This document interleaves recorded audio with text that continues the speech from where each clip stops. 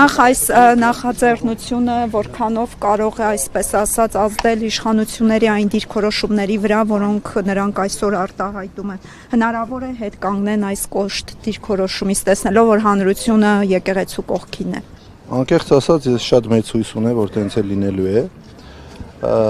Ու եկեք ի սկզբանե տարանջատենք այսօրվա մեր հավաքի նպատակը։ Սա քաղաքական հավաք չէ, սա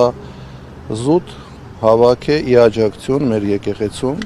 հայ առաքելական Սուրբ եկեղեցուն եւ մեր վեհապարին։ Ուղղակի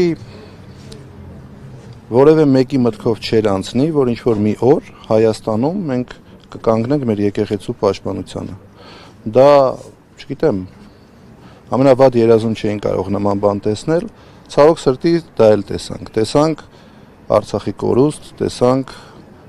հազարավոր զոհեր, տեսանք հայրենիքի ուրացում եւ ցավոք սրտի տեսնում ենք մի բան, որը էլի չէին կարող պատկերացնել։